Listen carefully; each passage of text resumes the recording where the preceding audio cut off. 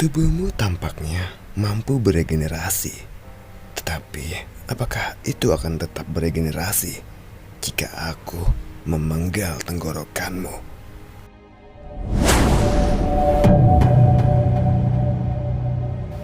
Jun Yeon mengangkat pedang hitamnya. Dia memeriksa apakah dia bisa menggorok leher Yongwol atau tidak. Yongwol memucat saat melihat itu. Tidak, jika dia memenggal leherku, maka aku akan menemui ajal. Dia tidak bisa membiarkan itu terjadi padanya. Jadi, untuk mencoba menghindari itu, Yongwol berteriak putus asa. Jika kau membunuhku, maka orang-orangmu juga akan mati. Hah? Bicara omong kosong apa kau? Tepat sebelum kepalanya dipenggal, Yongwol berbicara seakan-akan dia ngelantur. Sambil mengabaikan kata-katanya, Jun Yeon mengangkat pedangnya setelah menyesuaikan sudut untuk serangan yang sangat bersih. Sambil memegang tangannya yang terputus dekat ke dadanya, Yongwol memohon dengan sungguh-sungguh. Guardian Kekaisaran saat ini telah menangkap 3 mata-mata yang mengenakan topeng dan baju besi emas pada mereka. Anda tidak akan mengatakan bahwa Anda tidak mengenal mereka, kan? Setelah mendengar itu, pedang Jun Yeon yang sudah siap menyerang tenggorokannya berhenti di udara. Yongwol mengatakan bahwa ada 3 orang yang mengenakan baju besi emas. Mereka adalah orang-orang yang Jun Yeon kenal. Apakah mereka tertangkap? Mereka adalah orang-orang yang ingin bertemu dengan Zutekan di kediamannya malam ini. Jun Yeon tidak tahu bahwa mereka tertangkap. Melihat Jun Yeon berhenti, harapan bersemi di mata Yongwol. Aku berhasil. Jadi benar, mereka adalah bawahan orang ini. Sebenarnya itu adalah harapan terakhir untuknya dapat menyelamatkan diri. Dan itu berhasil. Wajahnya yang berkeringat, yang nyaris tidak bisa menunjukkan kesadarannya, akhirnya menunjukkan harapan. Apakah kata-katamu itu benar? Para Guardian menangkapnya?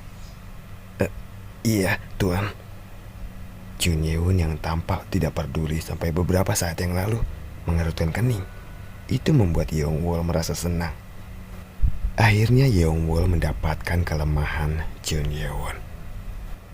Kupikir orang ini sangat kejam, tetapi ternyata tidak. Sulit dipercaya bahwa Jun Yeon masih peduli dengan bawahannya. Karena menurut gosip yang beredar, desas-desus tentang Lord of the Demonic Cult yang kejam terhadap orang lain, tetapi adil bagi anggota mereka. Yongwol memutuskan untuk menggunakan rumor ini untuk melawannya. Kalau saja dia mau mengikutiku ke Aula Guardian dan memberitahunya bahwa aku akan membebaskan anak buahnya, mungkin aku bisa membujuknya. Dia ingin menggunakan situasi ini untuk menyelamatkan dirinya sendiri. Begitu dia mencapai Aula Guardian, dia bisa berteriak untuk memberitahu mereka bahwa orang ini adalah musuh dan mereka mungkin akan langsung menyerangnya jika dia membawanya ke Elder Guardian, kekuatan tersembunyi yang sebenarnya dari istana kekaisaran. Bahkan Lord of the Demonic Cult akan berlutut. Itulah sebabnya dia dengan hati-hati mencoba untuk memancing Jun Yeon ke sana.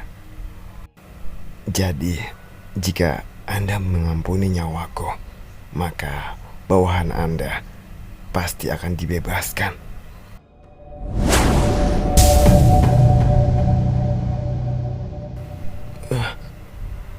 Mata Yongwol terkejut. Dia tidak bisa membedakan kenyataan dan imajinasi lagi.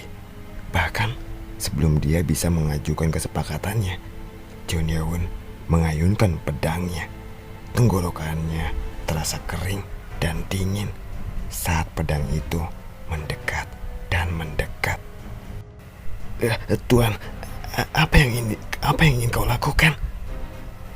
Hei, rubah licik, lebih baik kau mati. Dengan kata-katanya itu, pedang Chun Yewon bergerak dan penglihatan Yongwol jadi kabur saat kepala jatuh ke lantai. Tidak sampai kepalanya jatuh ke tanah, dia menyadari bahwa dia saat ini sedang dipenggal. Apakah itu efek samping dari kekuatan regeneratifnya yang tidak normal? Meskipun lehernya terpotong, dia tidak langsung mati. Dia melihat tubuhnya yang tanpa kepala. Chun Yewon menginjak kepala Yongwol yang berada di tanah.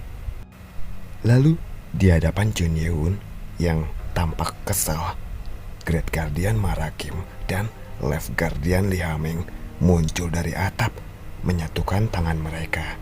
Li Hameng dan Marakim berkata, "Perintah telah dilaksanakan, my lord." Mereka telah membunuh semua dayang istana.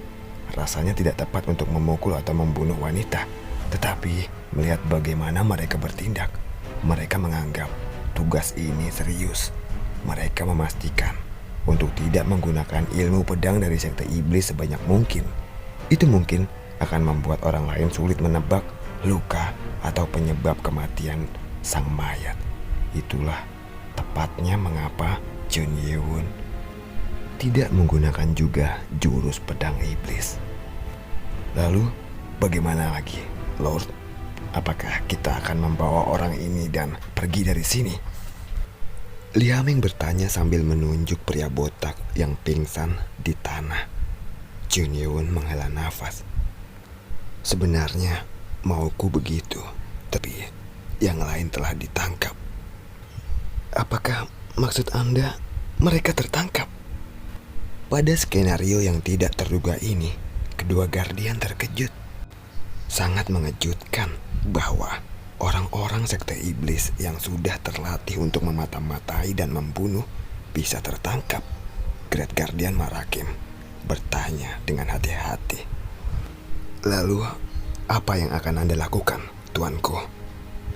"Biasanya mata-mata yang tertangkap harus dibunuh, tetapi ini untuk menyelamatkan anak buahnya yang tertangkap."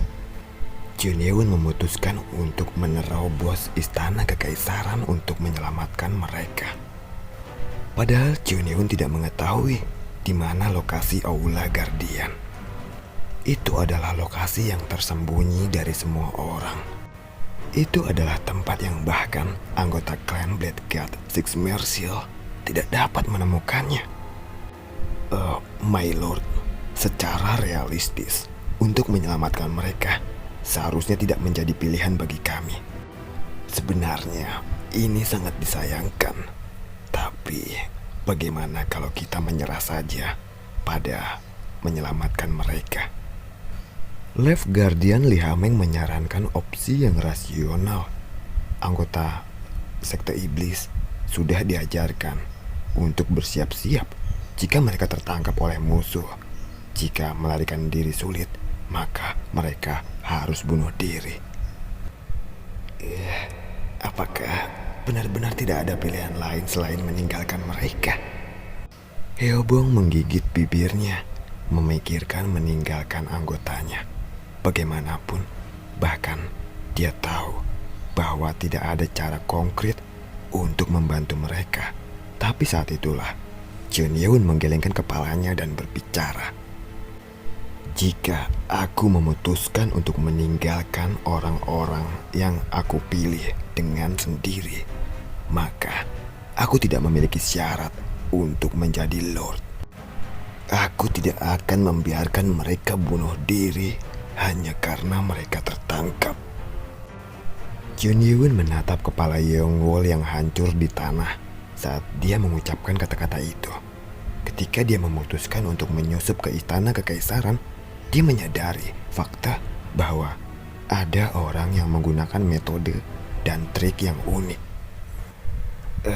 Lalu, apa yang akan kita lakukan, Lord? Li Hameng yang tadi menentang operasi penyelamatan karena resiko bertanya dengan cemas. Tapi bukan Chun Ye-won yang menjawabnya. Ada beberapa dari mereka yang masih bernafas. Tiba-tiba Marakim menunjuk ke dayang inspeksi yang ada di lantai. Semua dayang istana sudah mati, tetapi kedua dayang inspeksi masih hidup. Lalu Li Hameng bertanya, Great Guardian, apakah mereka akan tunduk pada kita dengan mudah? Akankah mereka benar-benar memberitahukan lokasi Aula Guardian Istana Kekaisaran hanya karena mereka membantai beberapa dayang istana? Tapi Chun Ye-won ingin meraih kesempatan apapun yang dia dapatkan. Jika dia punya waktu, dia bisa membawa mereka keluar, menyuntikkan obat-obatan, dan membuat mereka mengaku. Tapi Chun Ye-won tidak punya banyak waktu, juga tidak praktis melakukannya di halaman ini. Namun, jika mereka melewatkan waktu yang tepat, mereka tidak akan pernah menemukan lokasi Guardian Hall. Apalagi jika sudah tersiar kabar bahwa dayang istana dan pemimpin kelompoknya telah dibunuh. Marakim menggelengkan kepalanya. Tentu saja musuh tidak akan tunduk pada kita. Marakim menoleh ke arah Chun Ye-won dan berbicara lagi. Lord, bagaimana jika kita lakukan ini?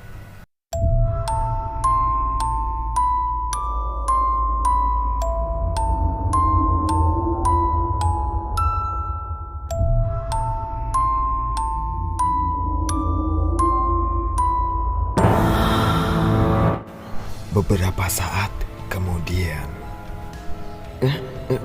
apakah aku pingsan? Dayang inspeksi yang memiliki tubuh yang tidak bisa merasakan sakit, dia bertemu dengan lawan yang kuat. Dia pingsan karena dikalahkan. Apa yang terjadi? Dia mencoba mengumpulkan kesadarannya dan mencoba untuk bangun, tapi tubuhnya tidak mengikuti pikirannya. Mungkin ini adalah kelemahan dari ketidakmampuannya untuk merasakan sakit. Dia sama sekali tidak menyadari kondisinya sampai dia mencoba untuk bangun. Sayangnya, butuh waktu baginya untuk menyadari bahwa pergelangan kakinya telah terputus. Astaga, kakiku. Menyadari bahwa kedua kakinya terpotong, wajah dayang inspeksi itu menjadi pucat. Rasanya seperti hidup di dalam mimpi buruk. Apa yang terjadi setelah dia pingsan? Di satu sisi, dia menemukan banyak mayat wanita di tanah dan bau darah menyerang hidungnya. Ketika dia melihat lebih dekat, dia menyaksikan ada pakaian yang familiar dan tangan juga lehernya dipenggal secara brutal, yang berarti orang itu sudah mati. Pemimpin Yang Wall. Jadi saat dia pingsan, semua dayang istana, termasuk pemimpinnya, terbunuh. Mereka telah mengusik orang yang seharusnya tidak mereka usik. Berapa lama aku pingsan? Hari masih gelap dan tidak ada yang berkeliaran. Sepertinya tidak ada yang menemukan mereka. Pada saat itu, sebuah suara terdengar di telinganya. Coba lihat itu. Tampaknya ada seorang dayang istana yang masih hidup. Saat dayang inspeksi menoleh ke arah suara itu, terlihat ada dua orang lelaki yang tampaknya adalah Taruna Guardian Emas muncul. Mereka tampaknya adalah penjaga malam di aula itu. Syukurlah dia masih hidup. Salah satu prajurit mengungkapkan keterkejutannya saat melihat pergelangan kaki sang dayang ini terpotong. Lalu, seorang lelaki yang memakai topeng putih memeriksa kondisinya. Bukankah Anda ini adalah seorang dayang istana? Apakah Anda tidak apa-apa? Ketika para prajurit ini bertanya, dayang istana itu terkejut dan menjawab, "Aku baik-baik saja. Kapan prajurit emas akan datang?" Dia bertanya dengan mendesak. Mungkin pertempuran yang mengerikan itu hanya terjadi sebentar dan yang lainnya belum menemukan mereka. "Oh, soal itu kami tidak tahu. Kami hanya mendengar suara keributan dan ketika kami memasuki aula Tombak Timur, kami melihat pemandangan yang mengerikan ini. Lalu salah satu prajurit telah pergi untuk melapor ke kantor pusat. Mungkin orang-orang itu akan segera tiba."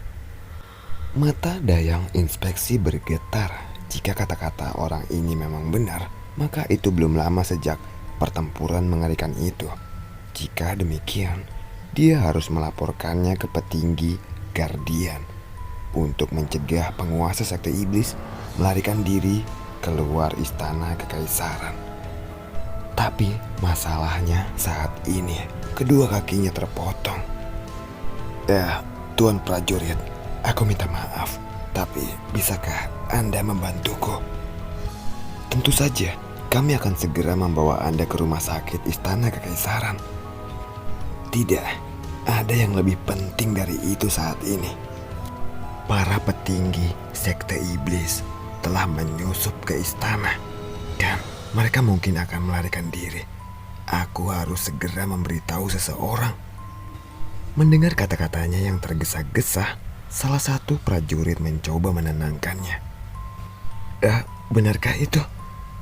Ini adalah masalah besar, tapi Anda jangan khawatir. Para pengawal pasti akan segera datang." "Tidak, bukan itu masalahnya. Maaf, bisakah Anda menggendongku? Aku akan membimbing Anda menemui seseorang." "Tapi luka-luka Anda perlu dirawat dulu. Mengapa aku harus membimbing Anda ke suatu tempat?" Tolonglah, percaya padaku. Saat ini kita kehabisan waktu. Jadi tolong." Kalau begitu, baiklah." Melihat dayang itu bersikeras, salah satu prajurit meletakkannya di punggungnya dan menggendongnya. Dayang itu berbaring di atas punggungnya. Dia menunjuk ke arah barat laut istana kekaisaran dan memintanya untuk bergegas ke arah sana.